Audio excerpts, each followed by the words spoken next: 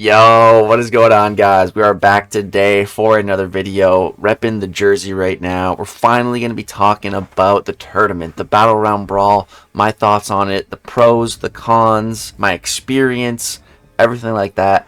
And then at the end of the video, I want to show you guys what I got for all my rewards, which is really exciting. So before we get into anything, I think we need to address the elephant in the room, which is how I lost and everything like that. On paper, it looks bad.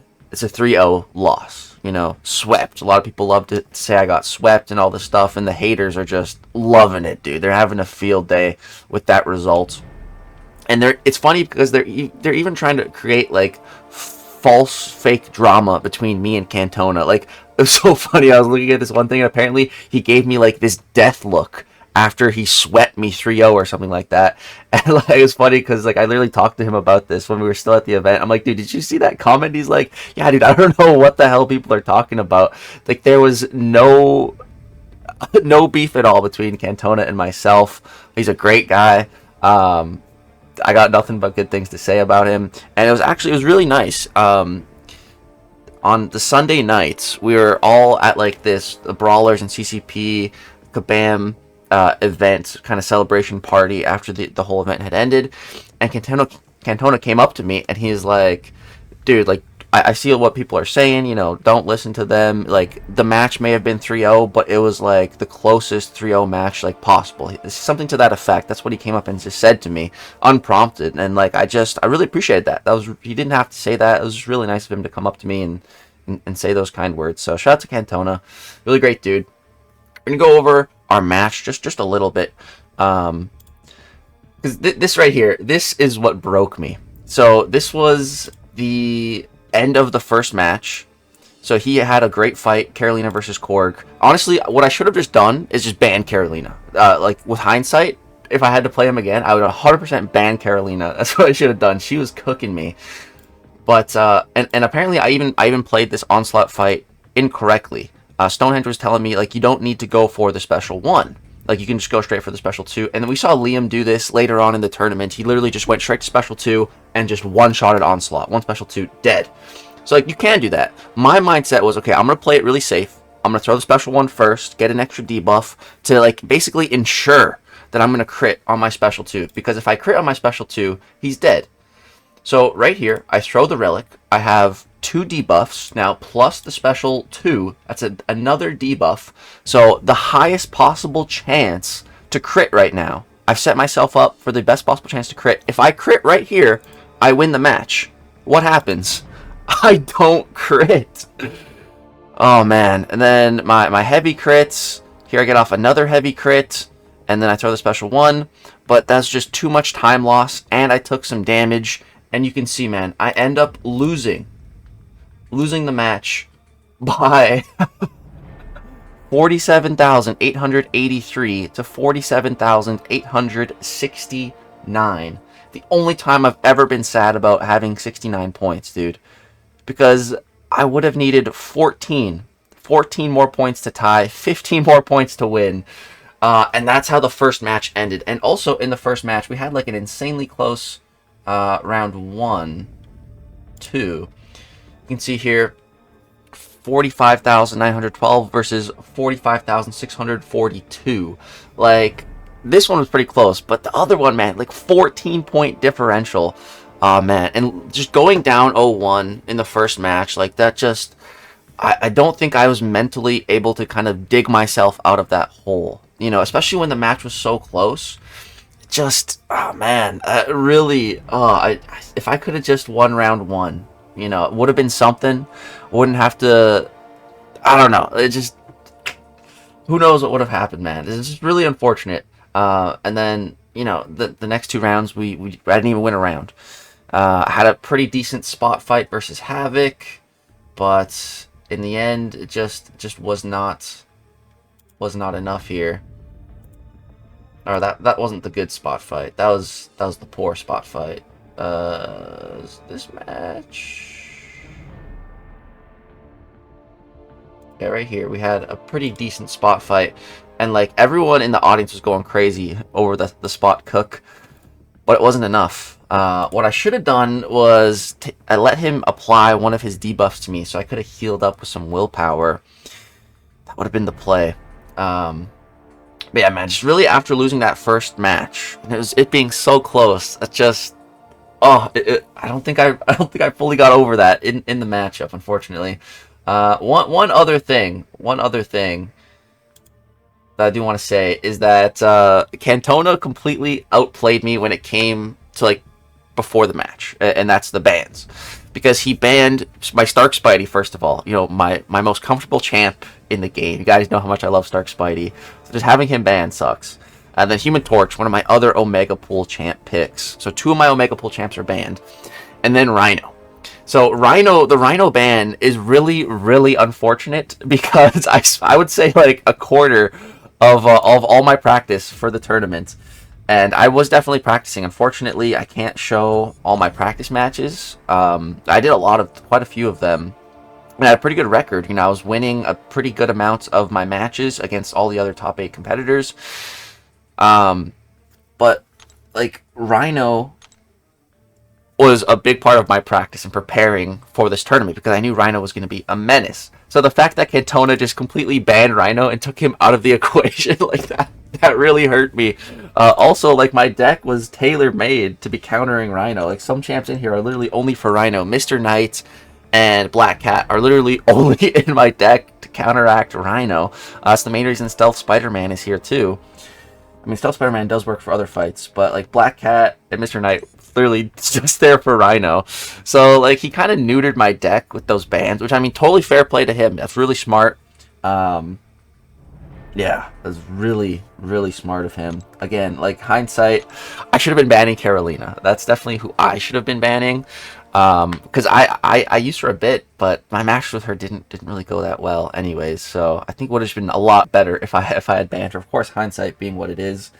But yeah, so for all those reasons, and I think Cant0na just he performed better than me, absolutely. But I think it was a great match. We put on a good show for the people. We were first up, also as well. Like being first up, kind of sucked. Would have definitely rather not been first in the elimination stage of the tournament, you know. But yeah, it is what it is. So that's kind of my thoughts on the whole match and everything. Just kind of wanted to address that. GGs to Cant0na at the end of the day. He's a phenomenal competitor and great dude. Honestly, really great dude. I didn't really know him very well before going into this event, but I'd say we absolutely became friends for sure. He's a great dude. And all right, I think now that leads me into some talking points of just some pros and cons of the tournament itself. So I think I kind of just want to... Alrighty guys, now we're going to get into some cons. So I ended up re-recording this part just because it ended up going a little bit long. So one of the first cons, just I would say, the 7-man last minute thrown together format that we had to play with. Like, this was a day or two announced, like before the tournament began. And it's just super weird. I don't think this was maybe the best solution just because the way it worked just wasn't really in the spirit of Battlegrounds. What I mean by that is if you want to match 2-0, you were awarded 2 points, versus if you want to match 2-1, that was 1 point. When, you know, there's rounds thrown, exist, that sort of thing, just the tiebreakers they had in place just didn't make the most sense. Like, so a prime example of this is that me and Liam actually had the identical group stage performance. We both had 1 win and 1 loss, both with a 2-0 and then a 1-2 loss. So that's 2 total points. So just the way that all that was scored and formatted was just kind of weird. But again, I do cut Kabam some slack because it was a last minute change because we didn't have a full 8. Now, the next thing though, I do not cut Kabam any slack on this one, and that was lack of headphones. Now, you guys know in every single one of my videos, you see me wearing my headphones. You know, this helps just keep me focused and, you know, limit outside distractions. But in my office at home, there aren't many distractions. You know, on stage, that's when you need headphones. And, you know, the kicker here is that Kabam asked us, hey, do you guys, any of you guys want headphones? I was literally the first person to put my hand up, be like, yes, please, I would really like headphones. Even back 2 years ago in 2023 for the first Brawl, they had headphones, and it was actually Astros, which is my preferred headset type. So yeah, that really sucked. And because there was no headphones. You know, this allowed us, like, I could literally communicate with my opponent. I could have just been like, hey, want to do a mirror match? Like, and we could have, like, I could have talked to my opponent. And and the biggest thing, I think, is being able to hear the commentators, because they're, like, literally right in front of us, and we should not be able to hear those commentators, dude. That's the next con, actually leads into that, and the commentators, bro, especially at the beginning of the event, they were straight up just giving spoilers, like, during the ban phase, and again, we can hear what's going on. You're all, like, also, without lack of headphones and being able to hear announcers, like, in a fight, you could be listening and hear that your opponent took some damage but finished their fight, and then you can, like, change your strategy in the middle of a fight and be like, oh, okay, I can take this fight slower now, I can slow down, I just need to prioritize finishing with a high health total. So, like, the competitors should not be able to hear announcers. I don't know what was going on with that, dude. Yeah, that was weird. Another con is just that the tournament kind of felt rushed. And I was trying to think the best way to put this.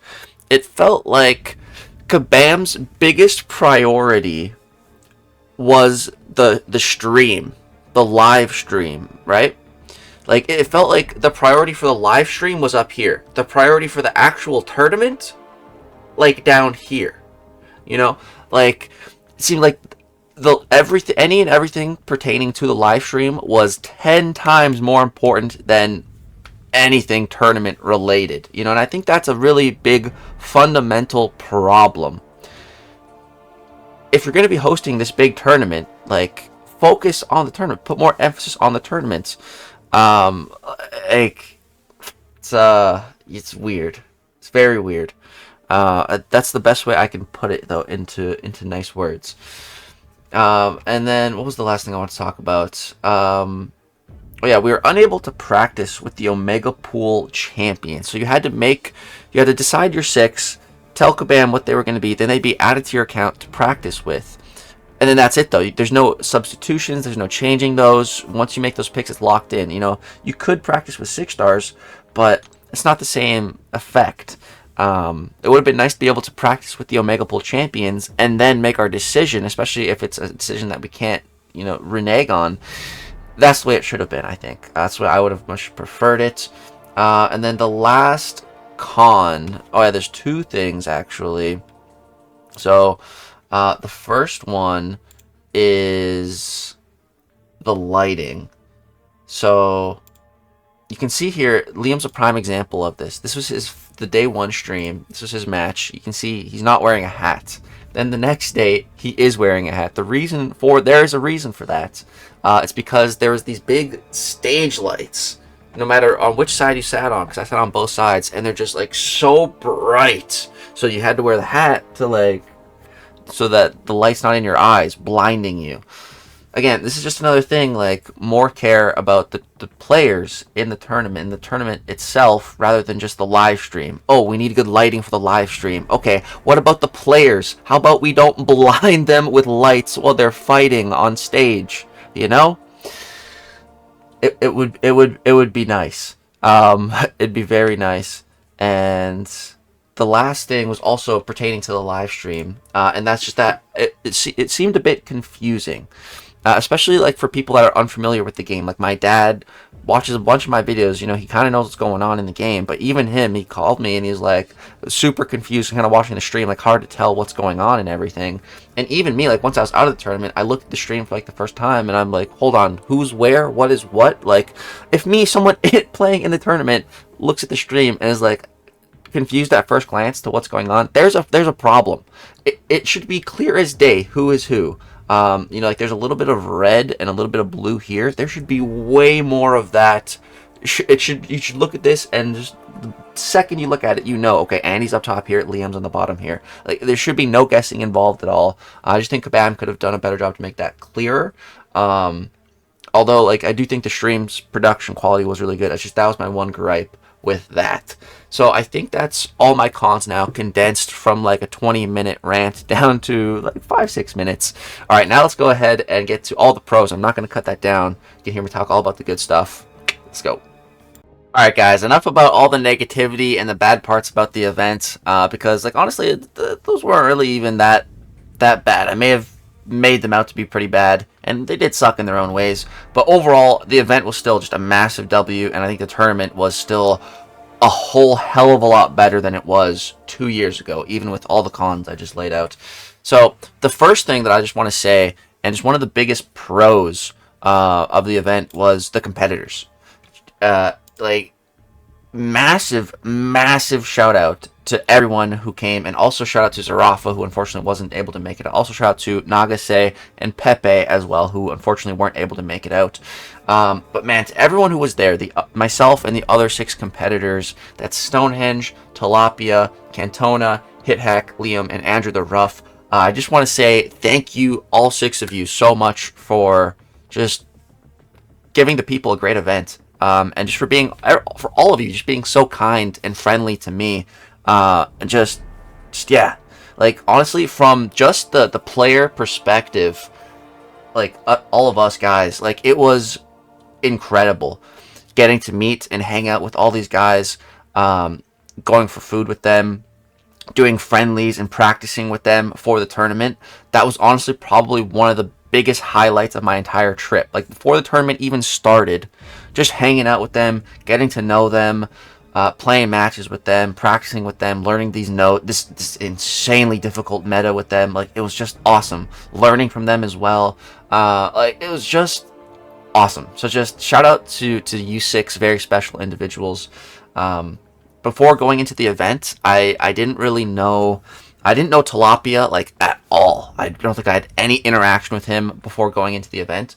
And that dude is such a great guy. I would say, like, he seems wise far beyond his years. He's only, like, 21. From the way, like, he was acting and how mature he was, like, I thought he was my age, if not older. Like, he just, for a 21-year-old, man, like, is crazy. Tilapia is just a really nice dude. Really enjoyed just chatting with him, hanging out with him. Yeah, just a really great dude. And then Stonehenge was someone who, like, I'd mashed him, like, here and there.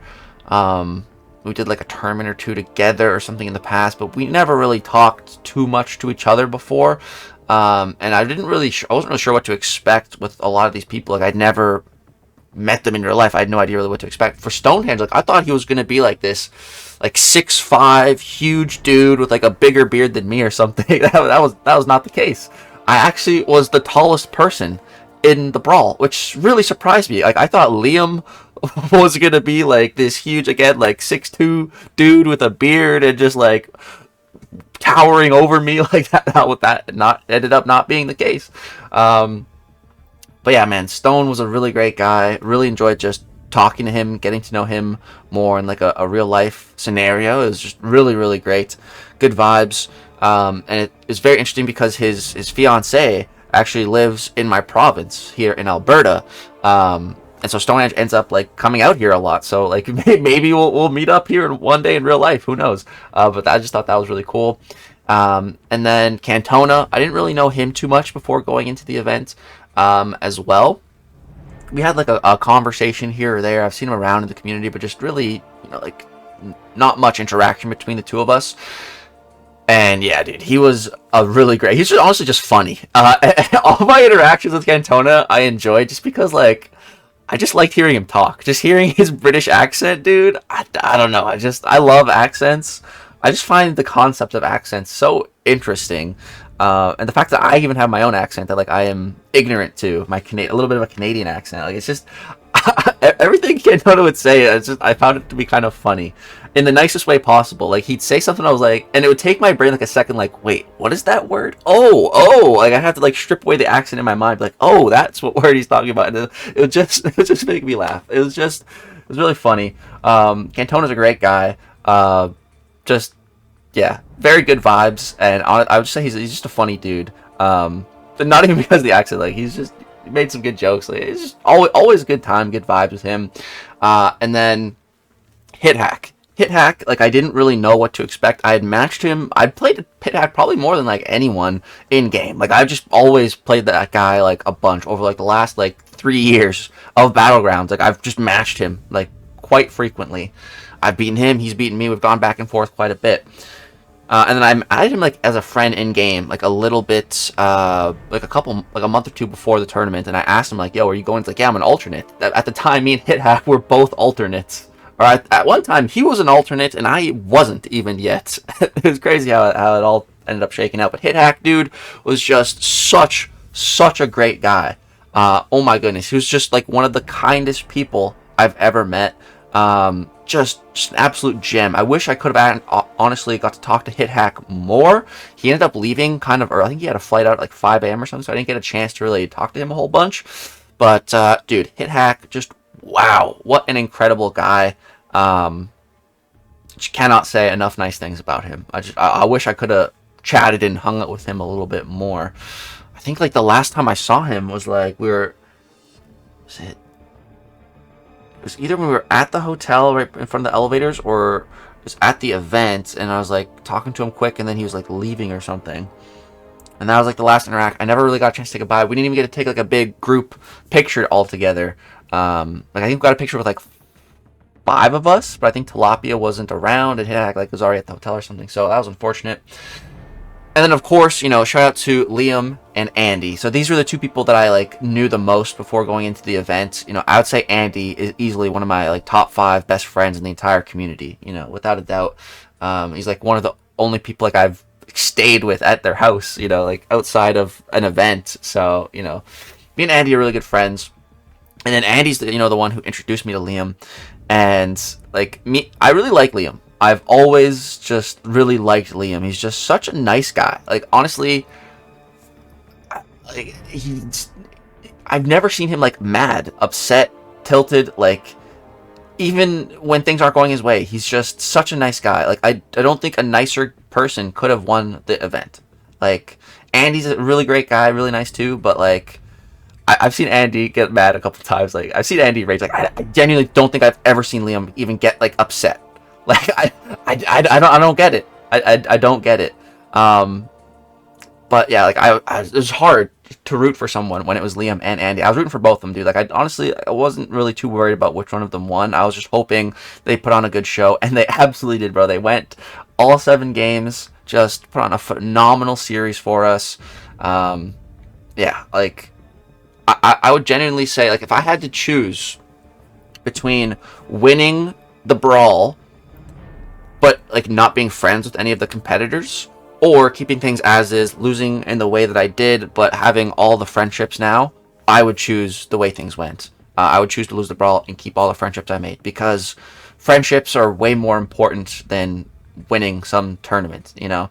Of course, I'd love to win the tournament. Of course, it meant a lot to me. Like, this was a very big deal to me, but I'll take the friendships any day over winning the tournament, dude. Like, seriously, that's 100% the truth.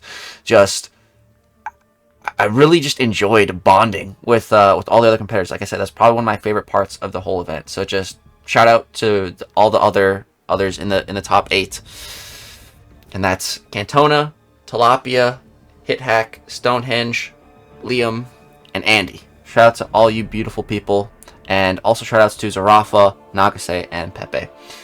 Alright, now we're going to go over some more of the pros. I'd say, yeah, the biggest pros was just the people competing in the event. So one of the really great things and concepts I liked was the Omega pools. Like I said, I think the execution of them could have been a little bit better. Actually, like, allowing us to practice with the entirety of the Omega champs and then making our decision maybe on who we want to choose. But just the concept in and of itself, I think, is phenomenal. I really, really love the concept. Honestly, I'd like to see an Omega Pools type of concept transfer to the actual game, too. I think there's just a lot of potential for it in current Battlegrounds.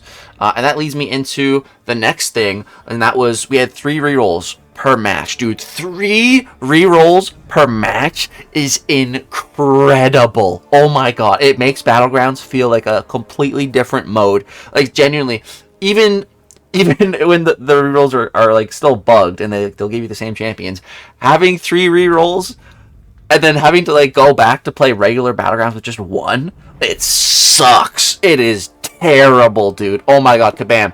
Bring 3 rerolls to the game, to the live server for everyone, and have it so that there's 1 free reroll every single match, and then you can use up to 2 of your own reroll consumables. Make it that way. Oh my god, that alone could probably genuinely save Battlegrounds. Like that, it's amazing. It makes getting outdrafted a lot harder. It just makes it less happen. Make it happen a lot less. You know, it can absolutely still happen. Don't get me wrong. But it reduces the chance of it happening by a very significant amount, which is extremely nice. So the Omega Pools concept was phenomenal. The triple rerolls were amazing. Another thing was the meta. Dude, this meta was so difficult, but I loved it. Oh, this is probably like one of the highest skill cap metas we've ever seen in the game. Like, there's nothing really unfair about this meta. You know, it all comes down to skill. Draft too, for sure, but like just dealing with the nodes at base level, it just takes a lot. So I really actually liked the nodes that they ended up picking. And it was actually really interesting because they had like a different set of nodes originally that we were going to use for like the group stage to determine seeding and everything, and then it was supposed to switch to this meta. And I think it was Cant0na that said something in the chat like, listen, having one meta already is a lot. Like, is there any way we can just kind of change this? And so the Kabam actually listened, and pretty much like all of us unanimously agreed with Cant0na as well. It's like, yeah, I immediately chimed in and I was like, listen, like learning one meta in a short amount of time is already a lot of work. Having to learn 2 metas, like, nah. So we all just agreed to use this meta, and this one was definitely the harder one, but like at least we got to learn it and just focus on this one meta. I think that's a million times better than having to deal with multiple meta. I think that's so stupid. I just think that is so dumb. So yeah, I'm really glad there was only one meta, and I'm really glad that it was this one super difficult and also kind of fun meta. Like, it's very difficult, but once you kind of get the hang of it, it's actually pretty fun too. And usually when you lose, it's because of your own mistakes, which is nice, opposed to typically in Battlegrounds when you lose, it's because RNG or getting outdrafted or a number of things, you know. So I think the meta was just phenomenal for this tournament. The Omega Pool is really great concept, and the amount of rerolls was great. But honestly, Andy was pushing for more rerolls, for 5. And I think, I agree, for the tournament, 5 would have been better. I think 3 in-game would be good, but for like tournament scenarios, I think 5 rerolls. Or what I would much prefer is just a loser's bracket. Forget the whole group stage seeding shenanigans. I don't really like, just have a loser's bracket. Have a loser's bracket. That would be so beyond hype. Be so beyond hype. Loser's bracket. For Brawl number 3, make a loser's bracket. Alright, what was the last thing? Oh yeah, 2 last big things to talk about here for the pros, and that was the venue was way better this year at Kabam HQ opposed to where it was 2 years ago. And I don't even really, apparently like 2 years, it was in like this garage type of place or something. Yeah, it was just weird. And you know, the big issue was that it was like 30 to 40 minutes away from Kabam HQ, which they had like the whole event last time too. So like they had the tournament, and then everyone had to like go back to Kabam HQ. It was just a whole mess. So this time, like, everything was going on in the Kabam HQ, and the tournament was just there. So I think that just solved a lot of issues, and just having the tournament there, I think, was a really great idea. Yeah, I liked having the tournament there. But again, it's just, there is a lot going on with the tournament and the whole Summoner Fest going on at the exact same time. I don't know, like, if you're going to have a tournament, maybe just set some days aside for the tournament, and then set some days aside for Summoner Fest. You know, have a longer event. I don't know. It's just so much when both are going on at the same time. But yeah, I think overall this tournament was just way better than the one 2 years ago. Although this one was not perfect, like we said with a lot of the cons at the beginning, but I think it was a big improvement. And then the last thing is that the rewards are like a lot better than they were years ago. So let's go ahead and jump to the live server. And you'll see up there I got my thing. That was just to block the units once we get in here, because that is we're going to save that, because that is one of the biggest rewards. Because, you know, like two years ago, I think all I got for making top 8 in the Brawl was one 7-star champion selector of any champion game. And, you know, 2 years ago I ended up picking a Gladiator, and I was banking on him getting a buff. And I mean, I was right. He did get a great buff. I just personally still not the biggest fan of Gladiator's playstyle. But that was my pick years ago. So what did we get this time around? So the first thing that we got was actually a Hulkling Relic. And if you guys watched on stream, you'll have noticed that there was like this Hulkling trophy battlecast thing, which was really, really cool. So apparently all of the top 8 competitors are going to be getting one of those as well, just from making it. So those are apparently being like shipped to us or something. And that's also why we got the Hulkling Relic in-game as like a in-game, and we're going to get like an out-of-game version of it essentially. So that's really cool. I'm really, really excited. You guys know I'm going to be putting that bad boy right there whenever I get it. I'll be sure to do like an unboxing video or something. But yeah, this was just the one that I picked in game. I think I actually already had it, so I ended up duping it, which probably not the best idea, but whatever. It's all good. But now we get to who did I pick as a champion this time around. And the neat thing is that the champion actually came to me as a rank 4. So we're gonna go through class by class real quick. Like, who would I even pick here? In Mystic, could pick New Thor Jane, which would be cool. She's, you know, in the Banquet, but the Banquet's not for like a month, so it'd be cool to pick her now. Could pick this guy, but he's in the Platinum Track Pass. I'm going to get him there. Could pick Dracula, if Dracula didn't suck. So that's Mystic. Tech, you know, could pick New Ultron, which would be cool, before anyone has him. I think someone is picking him. One of the top competitors is going to be picking him. Could pick Yondu, but nah. Could pick the Duck. Could pick Silver Warrior. Nah, none of those champs really excite me. In Cosmic, could pick Super Skrull or Carnage. Nah, I think I'm good. In Mutant, you know, I could pick Red Suit Deadpool. It's not a bad idea. But nah. And then in Skill, pick Stealth Spider-Man, get him early. Just didn't really make a whole bunch of sense to pick any of those champions. It was really between 2 champions. I'm going to put this to Unknown for a second here. And then to Science. And Lizard. Lizard was like the #1 pick. But I thought, you know, like I wasn't going to have to pick Lizard because I thought I was going to be able to get him off the wheel. But like by the time I was done with the tournament on day 1, all the Lizard codes were gone. So I never got my chance to get a Lizard. I think someone actually is picking Cassie, which is interesting. Could pick like Spidey, but it was Lizard.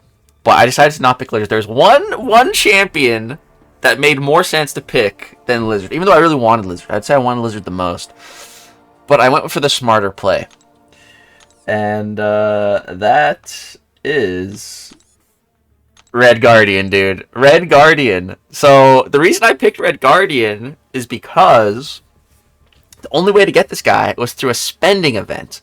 And I remember talking, I think it was to maybe Tilapia, who was thinking about picking up Human Torch as his 7-star champion. Because again, Human Torch was locked behind like 40,000 units or whatever.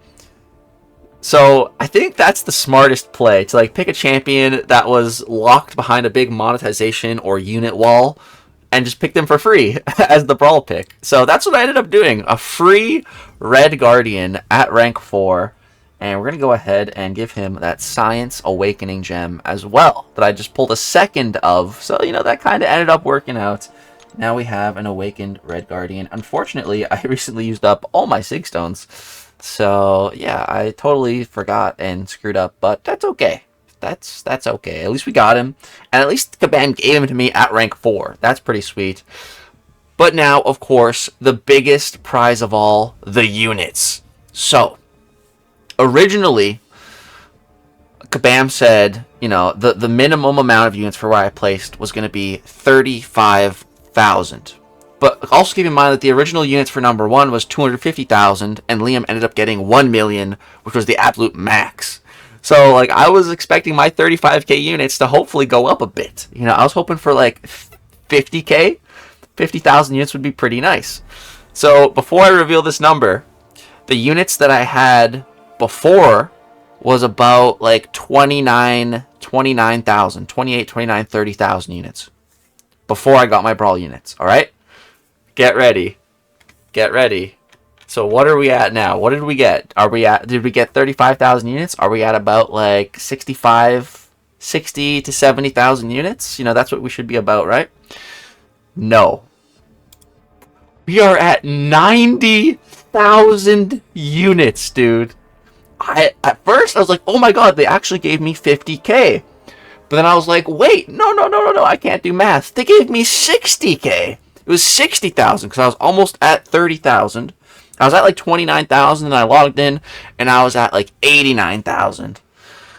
And once I got to 90,000, I'm like, wait, no, that's 60k, not 50k.